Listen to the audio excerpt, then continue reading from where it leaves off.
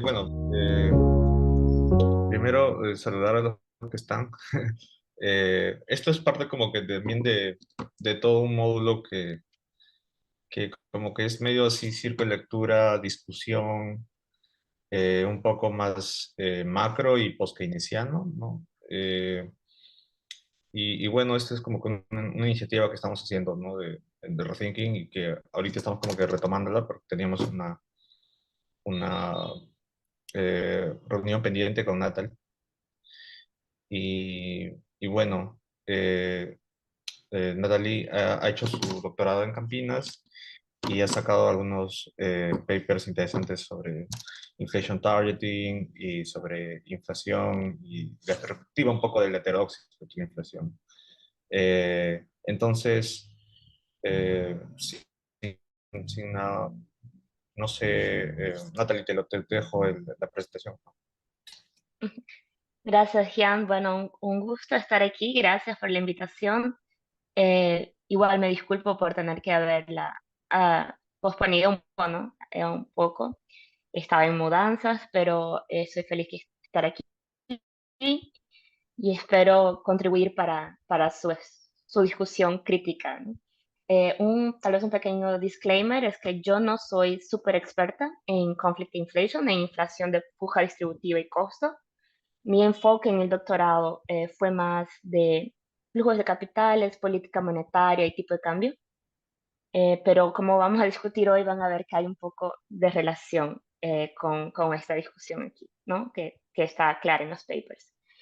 La idea que yo tenía para hacer la reunión, como pensé que eran 50 minutos, había pensado en hacer una idea de una una presentación un poco más introductoria de lo que es la inflación de costos antes de entrar en los papers, pero tal vez sea un poco demasiado. Entonces vamos un poco más rápido y, vamos como va. Y me pueden interrumpir también cuando algo no esté claro. Entonces voy a pasar rápidamente por la perspectiva post-keynesiana sobre la inflación basada en Lavoie en el capítulo 8 que ustedes ya conocen. Y después entro brevemente en los dos papers que hicimos con Lilian Crolin, que actualmente es profesora en Unicampi, recién empezó allá, y cómo ese régimen se interconecta con la distribución y después con la desigualdad interpersonal. Ups. Entonces, sobre la inflación de costos y la inflación de demanda en la perspectiva post-keynesiana. Entonces, creo que es importante hacer esta distinción. Entonces, qué es lo que se quiere decir con inflación de demanda y inflación de costos? La inflación de demanda se dice, se define como, o por lo menos en la perspectiva post-keynesiana, ella puede existir cuando no hay capacidad productiva para atender la demanda. Entonces es una situación en que la producción no es suficiente. Entonces estás acima del pleno empleo de tus fuerzas productivas. En la perspectiva post-keynesiana, entonces, si eso puede ocurrir, ella es rara. Ella es rara porque ella tiene la tendencia de ser temporaria o de corto plazo.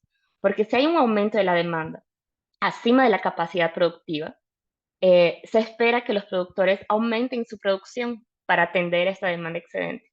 Y entonces ese periodo inicial de precios altos después se termina.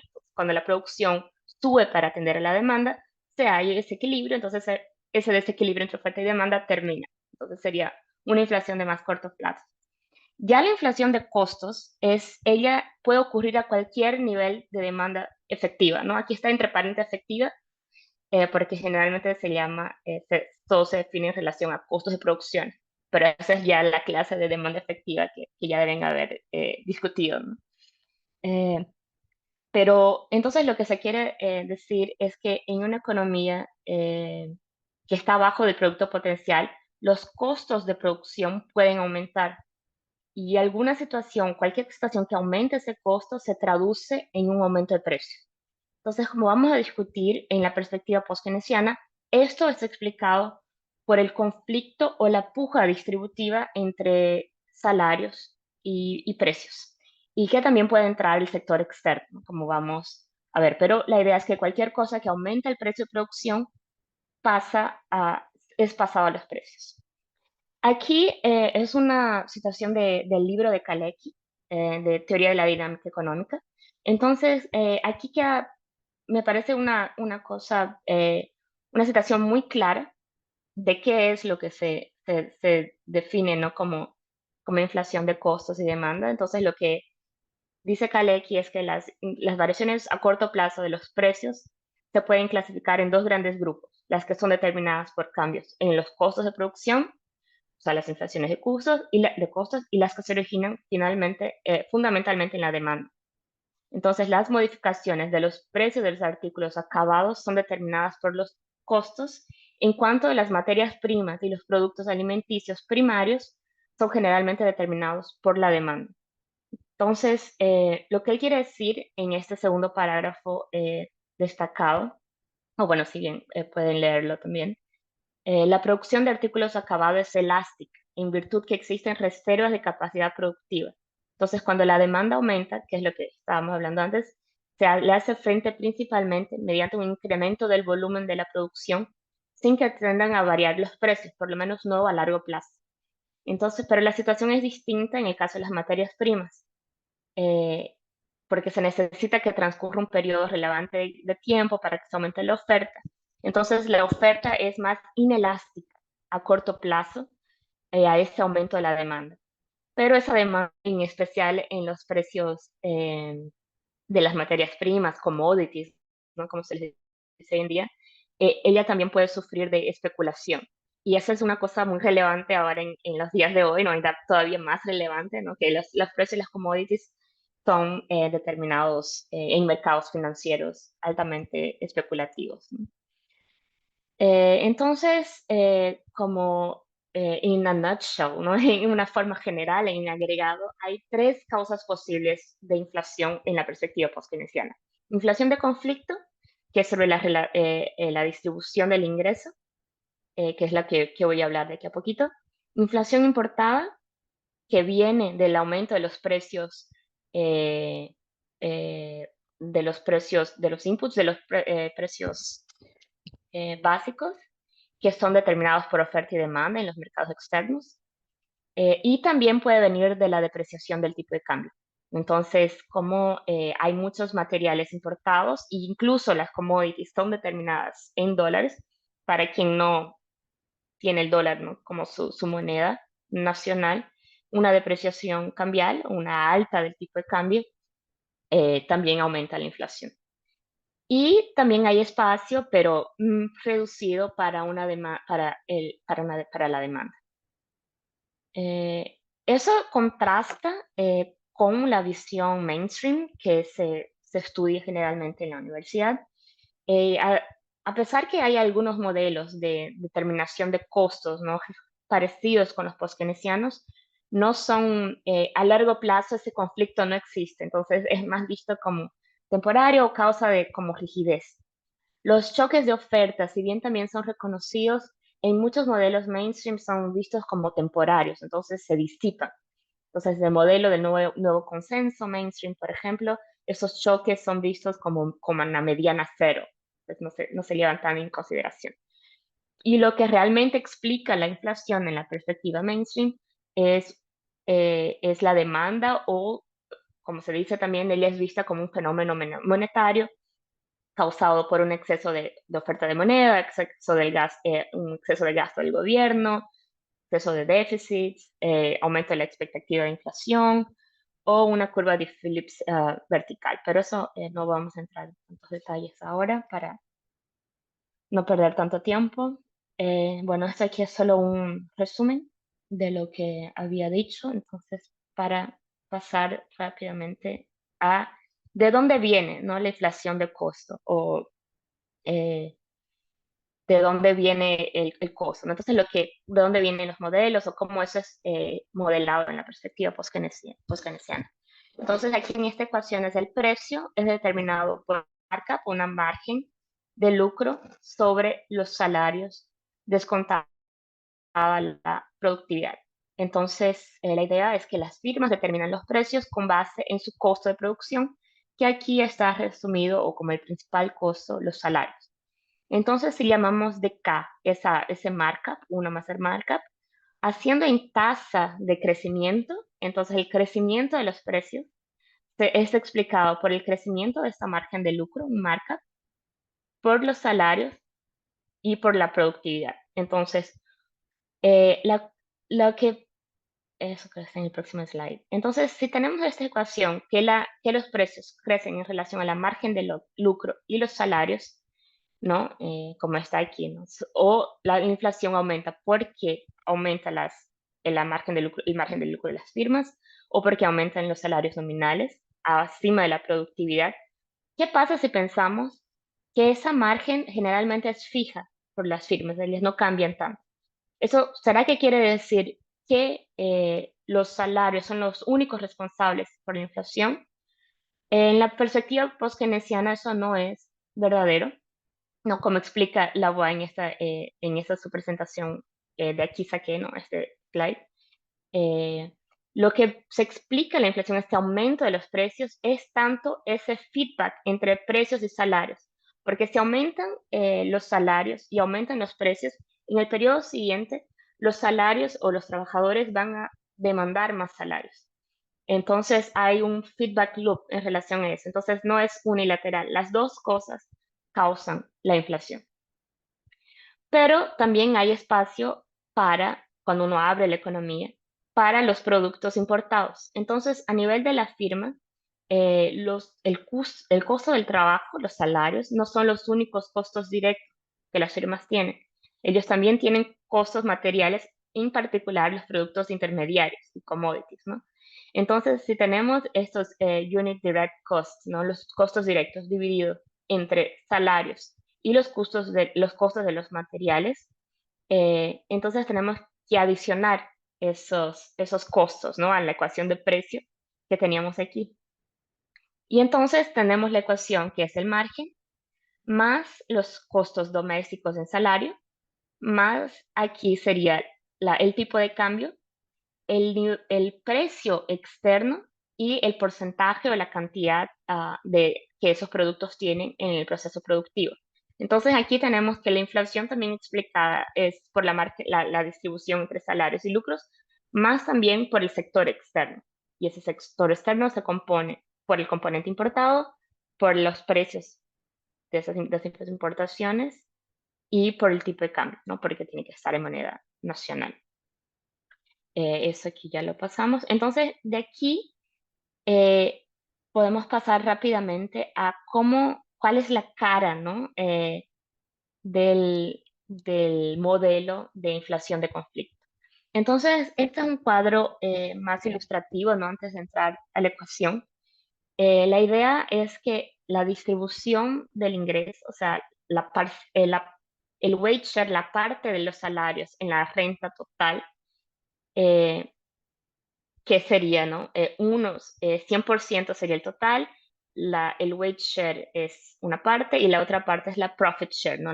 El margen de lucro y los salarios.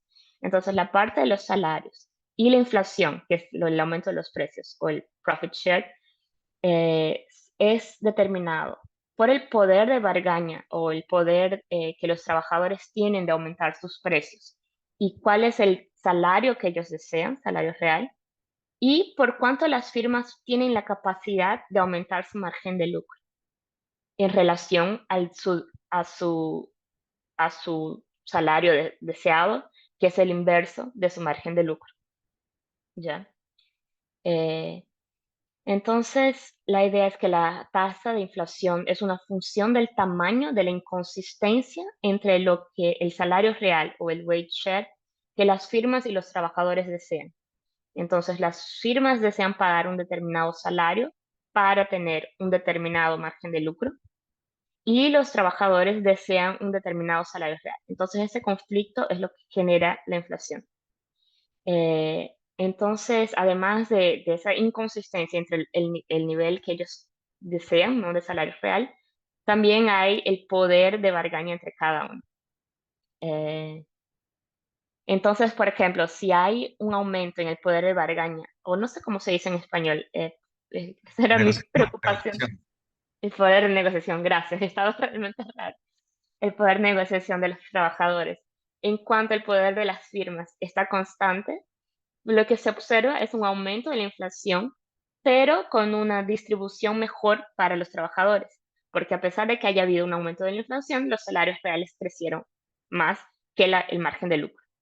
Entonces, la inflación puede tener consecuencias distributivas, no necesariamente es mala, ¿no? O sea, si los salarios aumentan, puede haber inflación con aumentos salariales.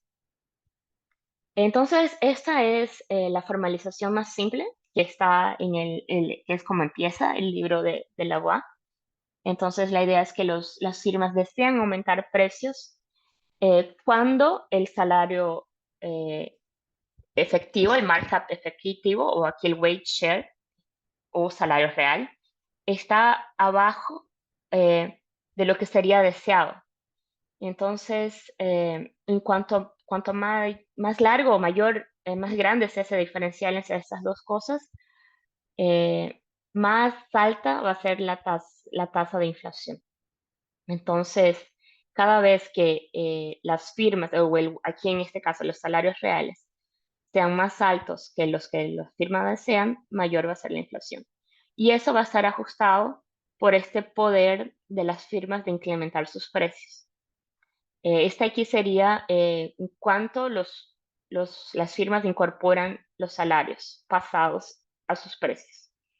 Los, tra- la, los salarios, por su parte, van a ser determinados por lo que los trabajadores desean, por la diferencia entre los que trabajadores desean y el salario efectivo, ajustado por su poder de negociación y también por este parámetro que es el poder que ellos tienen de indexar sus salarios anteriores, sus salarios a la inflación anterior, ¿no? O sea, de no tener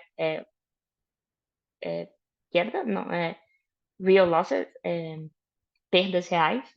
Bueno, espero que me haya hecho entender, Sí, que no se haya perdido poder de compra. ya. Perdón también por mi español, porque soy mitad No, boliviana, pero mi economés en español no lo aprendí. Así que, no te perdón, preocupes. faltó ese disclaimer. Eh, bueno, y aquí es la solución, no vamos a entrar también sin pizarra, es horrible, pero si tienen una duda después podemos hablar, pero al final el modelo es resuelto cuando para de haber esa discrepancia y este sería el resultado. Pero la idea que quiero que tengan es que es eso, la inflación post-keynesiana es ese conflicto entre salarios y lucros, y eso es lo que genera la inflación. Y también puede entrar en este modelo simple que le mostré, no está los importados, pero también entra. Y cuando entremos aquí más en nuestra investigación, en los papers, tal vez quede un poco, pues les voy a mostrar cómo eso lo incorporamos en el trabajo y cómo generalmente es hecho, que es como generalmente es hecho en la literatura. Entonces, este primer trabajo que voy a presentar es coautoría con Lilian Rolin, ¿no? Ella es la expert en este asunto, eh, que fue la idea de discutir el impacto del régimen de metas de inflación en economías en desarrollos. Aquí las llamamos economías emergentes, que generalmente son definidos como países que se integraron en la globalización financiera, entonces que tienen un mercado financiero abierto integrado. Y la idea era un poco destacar el papel del tipo de cambio que a veces es un poco desconsiderado. Pero la idea es que en la perspectiva poskeynesiana, los poskeynesianos generalmente son muy críticos al régimen de metas de inflación, a pesar, ¿no?, de que ya es un régimen que es adoptado en muchas economías en desarrollo, incluso Perú, ¿no? Perú en Latinoamérica, Perú, Brasil, Colombia, Chile, México, creo que por lo menos unos 5 tienen, pero y cada vez más, ¿no? Se adecuan a ese régimen. Eh, el problema es que en economías en desarrollo, incluso en la literatura mainstream, se acepta que para países en desarrollo hay una tasa de sacrificio más alta. ¿Qué es una tasa de sacrificio más alta? Es que generalmente la inflación se obtiene con tasas de desempleo más altas o con una tasa de crecimiento del producto menor. Entonces sería más,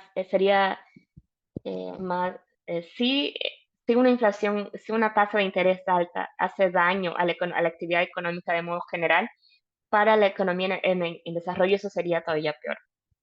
Entonces, la preocupación de los post-keynesianos con ese régimen es su efecto sobre el crecimiento o también sobre el nivel del producto y el desempleo.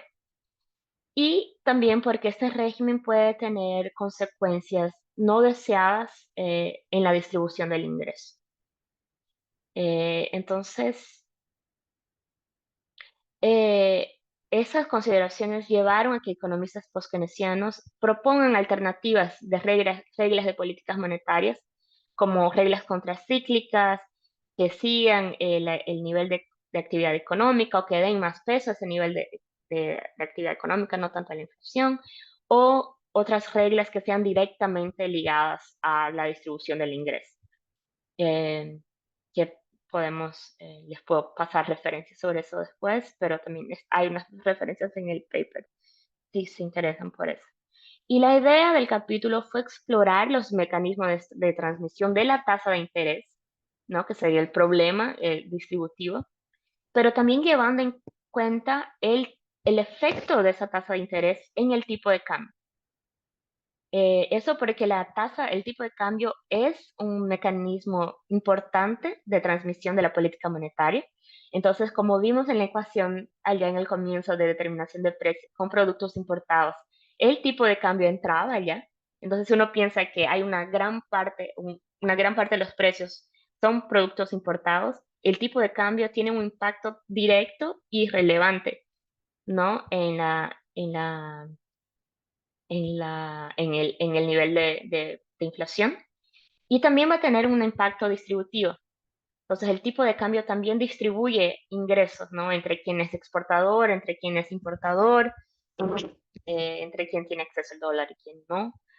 Y eso, por eso, el tipo de cambio acaba siendo más relevante en economías en desarrollo, que tienen una estructura productiva menos diversificada y menos desarrollada, que hace, ¿no? Que ese componente eh, de importados sea más grande en el índice de inflación y también hace, y como esas economías generalmente son de bajo ingreso, el, la cantidad de productos, de commodities, ¿no? De alimentos en la cesta de distribución de la población media tiende a ser mayor.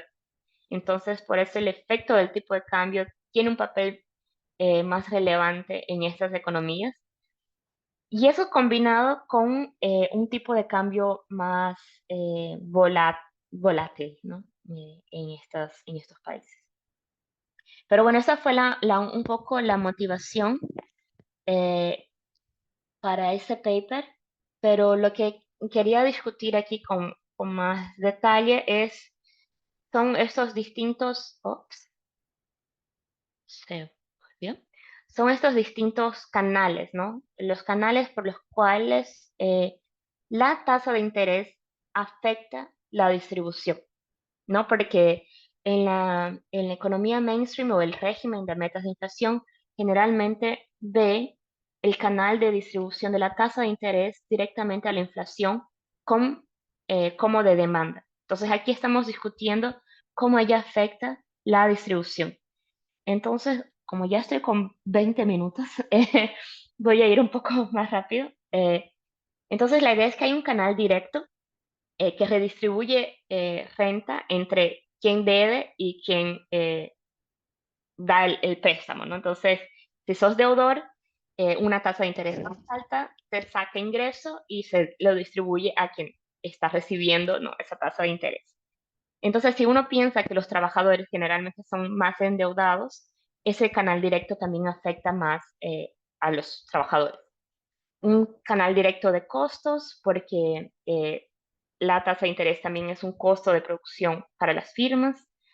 El canal de actividad económica, que depende de la tasa de interés que afecte la economía, la actividad económica, que no es garantizado y que ese nivel de económico más bajo, de actividad económica más baja, pasa a afectar el poder de negociación de los trabajadores. Y el otro canal sería el tipo de cambio, que opera de dos formas, ¿no? Después que la tasa de interés eh, sube o baja, ¿no? O por ejemplo aquí, si ella baja, si hay una disminución de la tasa de interés y eso resulta en un aumento del tipo de cambio, o sea, en una depreciación cambial, eso aumenta el precio de los productos importados y aumenta también la deuda externa denominada en moneda externa, lo que hace que el pago de interés sobre la deuda sea más alto y aumentando los precios. Y al mismo tiempo, ese aumento del tipo de cambio aumenta el margen de lucro de las firmas, principalmente las exportadoras, porque aumenta su competitividad internacional, entonces aumenta su margen de lucro. Entonces, son todos estos canales. Entonces, quiero una cosa, la idea es solo decir que el efecto de la tasa de interés en la distribución del ingreso, ¿no? En los salarios reales, en el nivel. Y la inflación tiene una naturaleza un poco compleja, ¿no? Pero lo que nosotros exploramos más y exploramos más en el segundo paper es la diferencia entre ese canal de la actividad económica o ese canal, ese efecto discrepante del canal de la actividad económica y, y del tipo de cambio. Entonces, una reducción de la tasa de interés que, que aumente, que resulte, ¿no? Que no es garantido, pero si resulte en un aumento de la actividad económica, aumenta el poder de negociación de los trabajadores, que aumenta sus salarios reales, también aumenta la inflación, ¿no? Porque aquí estamos asumiendo que el salario deseado de las firmas no cambió, entonces aumentó esa diferencia entre lo que los trabajadores desean y lo que las firmas desean, pero como hay un mayor aumento del poder de negociación de los trabajadores, se observó un aumento de la inflación, pero también un aumento de los salarios. Pero esa misma reducción de la tasa de interés puede llevar a una depreciación del tipo de cambio que aumenta el margen de lucro de las firmas, aumenta la inflación y termina por disminuir los salarios, ¿no? Porque aquí estamos manteniendo constante el poder de negociación de los trabajadores. Entonces, la tasa de interés puede tener impactos conflictantes, ¿no? Y el resultado va a depender de cuál canal es más relevante para el resultado final.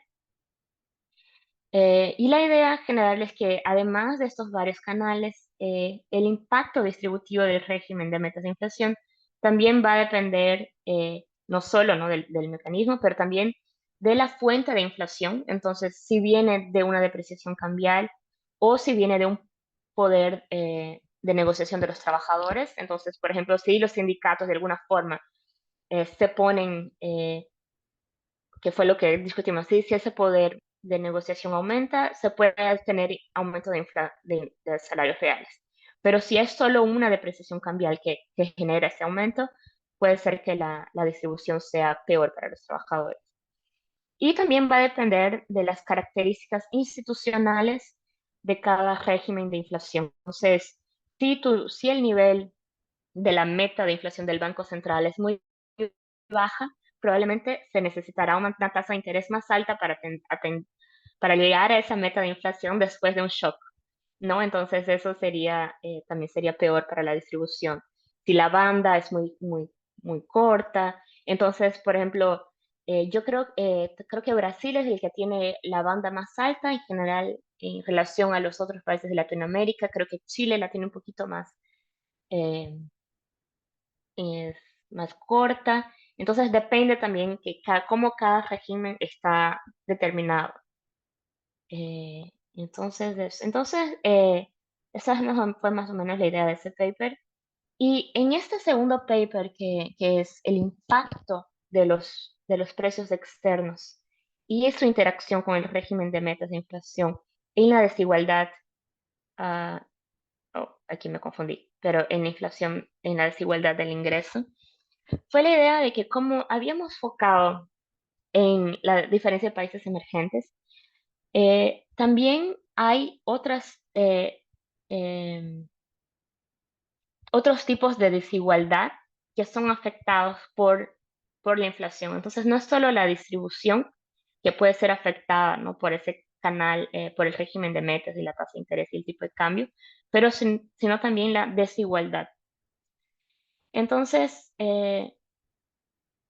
lo que queríamos hacer en ese paper es explorar los impactos de la política monetaria para la distribución del ingreso y la desigualdad cuando la política monetaria reacciona a un shock específico, ¿no?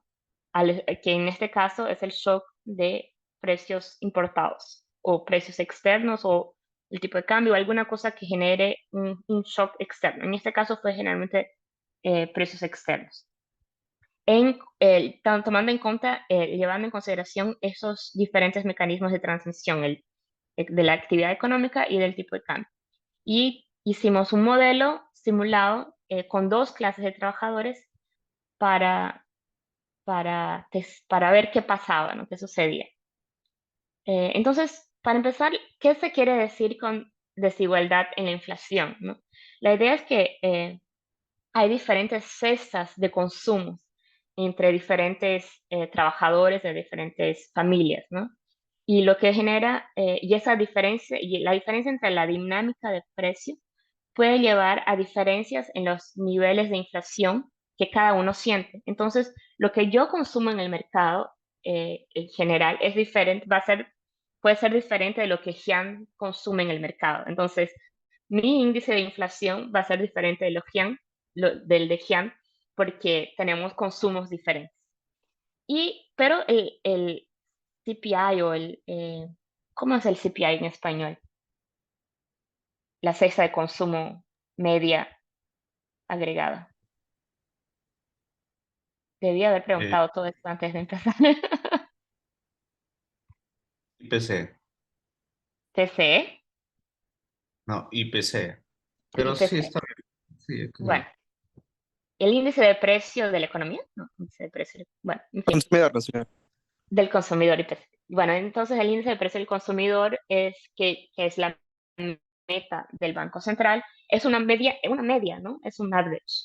Entonces es de todas esas cestas. Entonces ella representa el consumidor medio.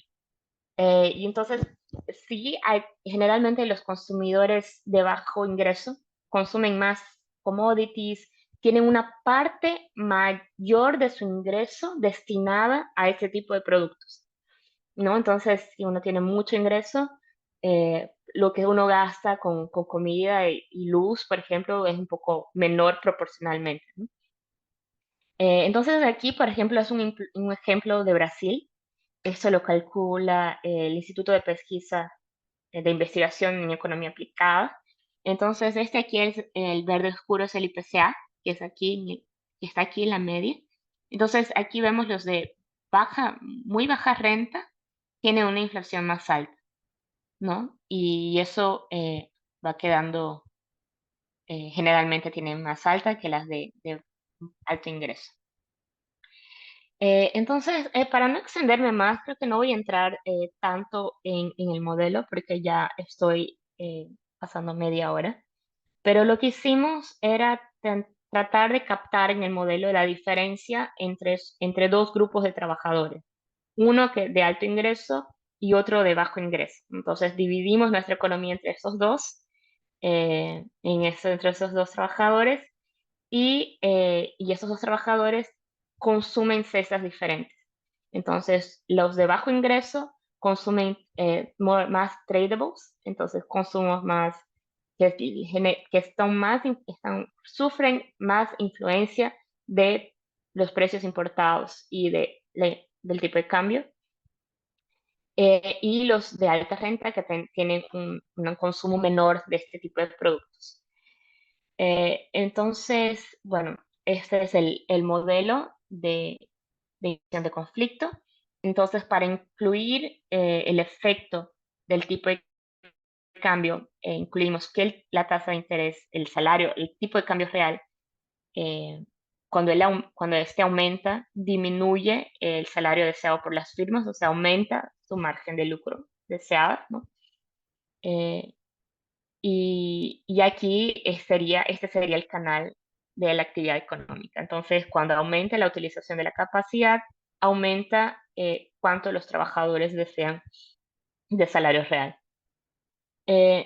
Esta es la ecuación de la meta del régimen de metas de inflación, o sea, el Banco Central busca seguir su meta, pero esa es más o menos la estructura general del modelo, esa es la ecuación de cambio, pero bueno, la idea era, entonces lo que hicimos es agarrar ese modelo y cambiar los parámetros. Entonces, si el efecto de la actividad económica funciona o si solo funciona el efecto del tipo de cambio.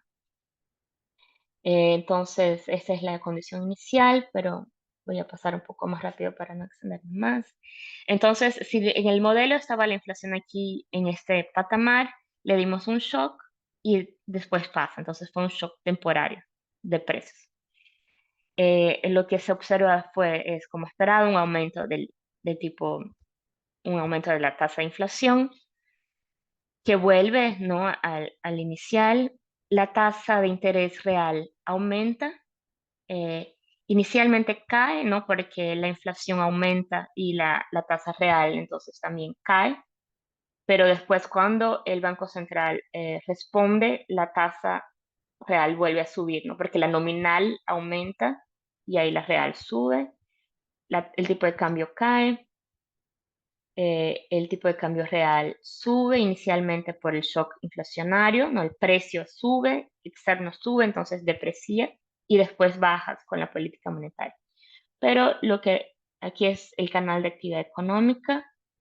Bueno, pero lo que se observa, el resultado final, tal vez es más interesante, este es el baseline, el azul. Entonces, aquí en el azul, tanto el canal de actividad económica cuanto el del tipo de cambio están operando.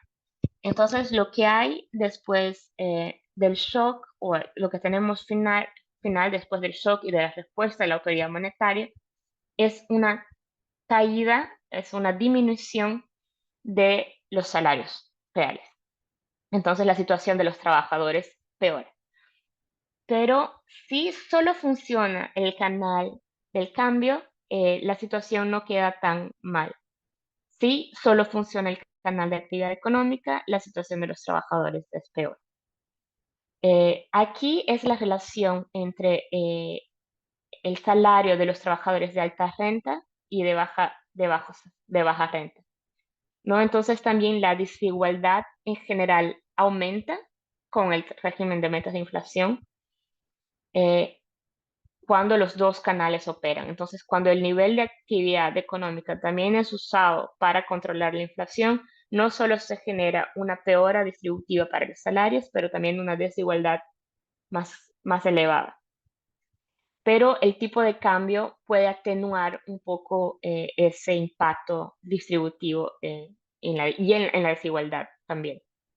Entonces, lo que concluimos es que el aumento de los precios externos, de la inflación externa, resulta en una devaluación real que es mm, mala para los trabajadores, no que hace daño a los trabajadores y que también genera un proceso inflacionario, ah, que es lo que está relacionado con la discusión actual de profit inflation, ¿no? Que estaba de moda hace poco. Y sí, el principal mecanismo de transmisión de la política monetaria es el canal de la actividad económica. La tasa de interés acentúa o torna más grave el efecto en la distribución del ingreso y aumenta la desigualdad del ingreso. Sí, es el canal del tipo de cambio que es más predominante. La situación es menos benéfica para las firmas y tiende a atenuar la reducción o la reducción de del salario de los trabajadores de bajo ingreso, ¿no? Entonces disminuye un poco la desigualdad o atenúa un poco el efecto de la desigualdad. Entonces la idea es que esos mecanismos de transmisión de la política monetaria importan para, ah, para los salarios y cómo la inflación es controlada. Entonces sí tienen impactos distributivos y en la desigualdad. Bueno, aquí son unos problemas de los modelos, ¿no? No consideramos pagamentos de interés, no consideramos el contexto internacional, porque el canal del tipo de cambio puede no ser efectivo si todos los países están sufriendo aumentos inflacionarios, ¿no? O si el tipo de cambio no responde a la tasa de interés. Pero hay unos insights interesantes para discutir. Entonces, creo que esa era más o menos la idea del modelo, ¿no? Porque en Brasil, por ejemplo, se dice mucho que la inflación está siempre controlada cuando el tipo de cambio está apreciado. Entonces, ese fue un poco de la motivación, ¿no? También. Imagino que en Perú sea un poco similar también, ¿no? Que el tipo de cambio también tenga un papel relevante en los precios. Y además que son una economía más dolarizada, ¿no? Que Brasil. Pero bueno, eso es lo que traté de decir de forma tal vez muy amplia y estoy aquí abierta para discusión y comentarios. Bueno, primero agradecerte, Natalie, por la exposición. Estaba muy interesante.